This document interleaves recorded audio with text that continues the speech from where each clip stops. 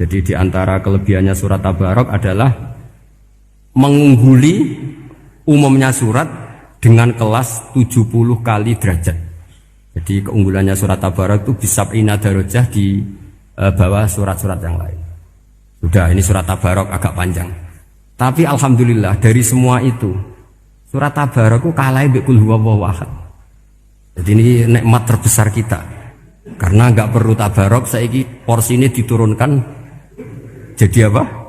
Qul. Makanya banyak tarawih main apa?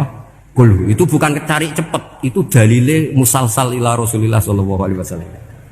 Jadi ada sahabat itu kalau ngimami main kulhu. Di Indonesia masih mendingan kulhunya rakaat kedua ya. Itu enggak sahabat ini rakaat pertama ya kulhu, kedua ya kulhu. Masih mendingan di Indonesia dipakai selingan rakaat kedua. Singkat cerita sahabat yang makmum ini lama-lama mangkel, matur ya Rasulullah, ini orang yang kau pasrai jadi imam itu sering main kulhu. Akhirnya Nabi memanggil, ya fulan, kenapa kamu suka baca kulhu? Li'annaha sifatur rahman, karena dalam surat kulhu itu semuanya menerangkan sifatnya Allah Ta'ala. Maka saya suka itu. Nabi saat itu juga dapat wahyu, ya Muhammad, kasih tahu orang itu, inni uhibbu, saya suka dia karena dia suka kulhu. Nah, itu aja hafalkan itu. Jadi itu riwayat yang lebih menggembirakan itu. Jadi tidak usah Tabarok, cukup apa? Kulhu. Dan itu lebih mutawatir. Makanya kalau legenda dunia kiai itu kan, ini ada cucunya Sayyidina Ali. Tuh, siapa yang bisa khatam Quran sekian menit, yang menang Sayyidina Ali ya, karena baca kulhu sampai 3 kali. Yang dianggap takdilul Quran, sudah sama dengan baca Quran. Jadi ini ijazah terakhir, ini jadi porsinya tambah turun. Saya itu suka. Saya itu punya banyak penggemar lah di Jogja, di Jakarta. Memang agama ini harus mudah. Saya itu kalau baca kulhu itu sampai nangis. Nangis saya bukan karena faham atau haru, itu enggak. Sebaik itu Allah. Masa gara-gara hafal kulhu, main kulhu dicintainya? Ya karena memang Allah itu benar-benar zat yang baik. Makanya saya punya teman itu kurang ajarnya Masya Allah. Kalau tes ditanya rukun Islam berapa, nawaqidul wudhu berapa, muftitatus sholat berapa, semuanya dijawab la ilaha illallah. Terakhir ditulis kafir Pak, sama anak nyalano iki. Nyalano la ilaha illallah kafir apa enggak? Gurunya bingung kan akhir. Di ek iku la ilaha illallah kok di ek. Akhirnya bocah diceluk, "Cung wasem piye? Mun nak sampean wani ngek Pak, kafir Pak." Akhirnya sugahno ribet-ribet. Pertanyaan apa tuh? Ma muftilatus sholat la ilaha illallah. Nah gitu wudu ya. Tapi jangan tiru loh. Lah gurune kok ngek gak wani, kafir. Siapa yang berani ngek la ilaha illallah? Yo namanya sing buweling. Angin belinge itu disurati wong tuane. Kalau nu mondok sarang era kuno, jadi ijek lugu wong. Surati wong tuane, kowe gak susah, wong tuamu disurati. Tenang ya Gus, bapakku buta huruf. Jadi wis disurati, gak ngefek wong bapaknya buta huruf. Nah, di Islam, saya ulang lagi di Islam. Dengan tanda kutip kesalahan-kesalahan kecil gini ku zaman Nabi, sahabatnya Nabi, iku kabeh ku dadi berkah. Makanya enggak ada ilmu sebarokah kayak zaman Nabi. Wong goblok wae dadi berkah. Sampai Nabi ngendikan aksaru ahlil jannah al-bulu, akeh-akeh penduduk swarga iku wong goblok. Mergo wong goblok iku piye? Apa dimangkeli iku ya gaweane pangeran. Nabi itu pernah disomasi wong goblok. Itu ya piye? Nabi kan cerita kiamat tuh gini. Yang kemarin enggak jadi itu. Terus kiamat di Indonesia kan berapa kali ya? 999 terus 2000 berapa? 12 terus Jumat apa kan sering mau ada kiamat. Saya sering ditanya tamu, "Gus, ngenteni kiamat teng putih. Entah ini ngene barang aku aneh-aneh." Mungkarwan layak alamuha illahu bokas bakas. Nak misalnya tenan piye Gus? Ya tenan sing entek kowe sik, anak aku gak.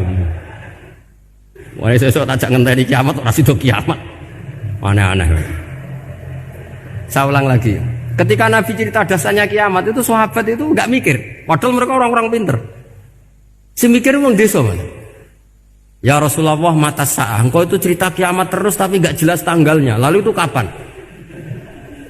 Wah, kaget sahabat. Oh, pinter juga. Kalau cerita itu ada tanggalnya dong. Ini kan cerita terus tapi gak jelas tanggalnya. Apa diamuk wong desa? Ora diamuk mangkelno.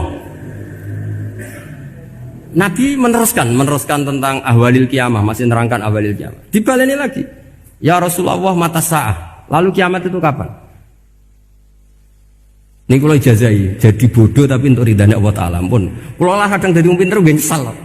Ribet. Kongkonan ini, kongkon Pak Najib barang ini akhirnya. Gara-gara pinter. Padahal kok ya wong bodoh lah mlebu swarga, ribet kan?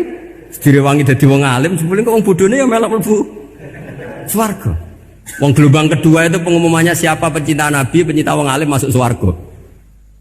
Yang pertama seleksinya agak ketat, yang kedua itu ya muhibbin mun cukup mun. Jadi sebenarnya swarga ya ketemu wong jelas-jelas nih. Wah repot ya.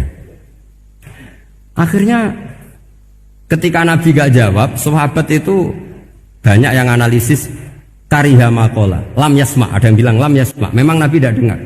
Ada yang analisis sami'a wa kariha maqala. Sebenarnya Nabi itu dengar tapi gak suka karena pas khutbah diket, diinterupsi. Karena diulang-ulang lagi akhirnya akhirnya Arabi tadi mengulang-ulang lagi, akhirnya Nabi jawab. Karena Nabi itu orang yang sangat pintar, jawabnya ma'atatalaha. Kamu kok berani tanya kiamat kapan, persiapan kamu apa? Fawawahi ma'atatulaha kabira sholatin wala siyamin wala kada wa kada walakinni uhibbuka. Cek menang ya pede. Apa Nabi tanya persiapan saya? Oh, kalau sholat saya biasa kok bangga. Wes wong desa biasa kok. Fawawahi ma'atatulaha kabira sholatin, saya sholatnya biasa, puasa biasa. Maksudnya wajib-wajib tok lah, ndak aneh-aneh. Tapi walakinni uhibbuka, tapi saya ini mencintai engkau. Apa jawabannya Nabi? Almar'u ma'aman ahabba. Dan itu melegenda seluruh dunia, baru kayak Bedui. Jadi semua orang yang hafal hadis almar'u ma'aman ahabba atau anta ma'aman ahbabta, itu barokatu hadal badui, karena berkahnya orang Bedui. Dan hadis itu mutawatir karena dikatakan Nabi ketika khutbah, orangnya banyak yang hadir banyak. Barokahnya orang Bedui, gak disopan santun. Mukjizatnya Nabi seringnya gara-gara orang Bedui. Nabi khutbah, wis khutbah cerita akhirat, cerita kebaikan. Ya Rasulullah, khutbah mohon bakas akhirat kebaikan. Sekarang itu tidak ada hujan, halakatil amwal. Sekarang harta hilang semua. Hewan-hewan sudah mau mati semua karena apa? Kekeringan. Mohon jenengan rasa bakas niku, pun jaluk udan mawon. Nabi langsung Allahumma, wah langsung udan tuwes. Nak jari ulama lah, Nabi berodok gelas putih udan seminggu, nganti akhirnya sapi ini aku gak mati krono kehausan tapi kelentir. Parani nek Nabi, nuli ora ngrasa salah paren. Ya Rasulullah, wong kula yo donga udan ben ra mati, saiki mati tenggelam. Mun lereni santai wae. Akhirnya Nabi itu nuruti meneh. Allahumma hawalena wala alina Allahumma alal akam wa dzirab terus. Di wong desa. Betapa barokahnya wong desa iki orang tahu. Betapa Rasulullah itu sekali ngendikan alam itu harus tunduk. Jadi min mu'jizati Rasulullah sallallahu alaihi wasallam itu sekali ngendikan alam itu harus ngikuti. Jadi Nabi misalnya ngendikan hujan, itu panitia hujan, malaikat hujan harus nuruti. Nabi ngendikan berhenti juga harus berhenti. Makanya enak jadi Nabi itu. Tapi kamu nggak mungkin, sudah tutup, tidak ada mungkin. Makanya Nabi itu pernah minta dalam satu maidah, ya fulan saya ambilkan dirok. Dirok itu kaki kambing yang depan, diambilkan. Ambilkan lagi, diambilkan. Ambilkan lagi ya Rasulullah, bukankah kambing hanya punya dirok dua, kaki depan dua? Andaikan kamu bilang iya, maka akan selalu ada dirok selagi aku minta-minta. Karena alam ini akan mengikuti. Jadi Nabi misalnya mau dahar gitu ya, kok Nabi ngendikan ya Jabir, ini jangan kamu entas, yang entas harus saya. Ini cukup untuk makan orang banyak. Nabi sekali ngendikan cukup. Nasi ini punya konstitusi, harus cukup. Karena Nabi ngendikan cukup. Itu hebatnya Nabi. Beliau punya spesial. Alam ini harus nurut sama beliau. Makanya disebut wadhabu wal ghazala yasyadani laka birrisalah. Semuanya itu harus tunduk. Nah, akhirnya syafaat-syafaatnya Nabi itu gara-gara wong desa-desa. Saya itu pengagum wong bodoh ya, termasuk hadisul Arabi tadi.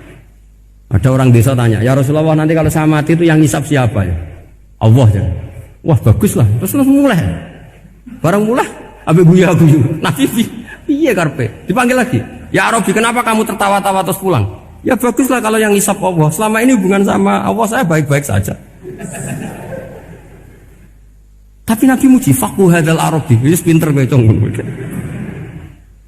Terus pernah lagi ada orang Bedui tanya, hal yadhakur rabbu ya Rasulullah, apakah Tuhan itu pernah senyum, pernah tertawa? Naam, kata Nabi, ya pernah. Lan na'dima min rabbin yadhaku khairan. Kalau Tuhan pernah senyum, pernah tertawa, wah orang kalau pernah tertawa itu pasti baik. Ya baguslah, enggak apa-apa. Jadi makanya ini unik ya, Islam itu agama yang unik. Agama yang berkah, yang alimnya ya ketulungan, yang bodoh juga ketulungan. Karena memang agama ini untuk semua, lil alamin, untuk semua. Maka kata Imam Ghazali, Allah mengutus Nabi itu diutus ke raja-raja, diutus ke pedagang, diutus ke aromil, diutus ke fukara, diutus ke birokrat, diutus ke apa saja. Ila jami'i sunufin nas, ila jami'i asnafin nas.